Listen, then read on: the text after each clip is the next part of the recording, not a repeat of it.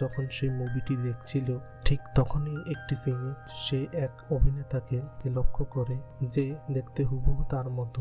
Adam তাকে দেখে অবাক হয়, তার নিজের চোখে বিশ্বাস হয় না যে তার মতো দেখতে আরেকজন মানুষ এই পৃথিবীতে আছে। এরপর অ্যাডাম ঘুমিয়ে পড়ে। স্বপ্নে আবারও তার সেই মুভির সিনটি মনে পড়ে যেখানে তার মতো দেখতে সেই অভিনেতা ছিল।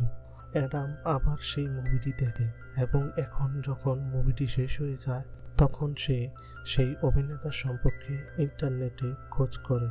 তখন সে জানতে পারে যে এই অভিনেতার নাম অ্যান্থনি। তার সম্পর্কে খুব বেশি ডিটেলস পাওয়া যায় না, কিন্তু যে এজেন্সি অ্যান্থনিকে কাস্ট করেছিল সেই এজেন্সির ঠিকানা সে পেয়ে যায়। এই কারণে সে সেই এজেন্সিতে যায় যেখানে গার্ড তাকে চিনে ফেলে এবং বলে যে এই সময় অফিস বন্ধ, আপনার যদি কিছু দরকার হয় তাহলে আমাকে বলতে পারেন। অ্যাডাম কিছুই বুঝতে পারে না এবং সেখান থেকে চলে যেতে থাকে।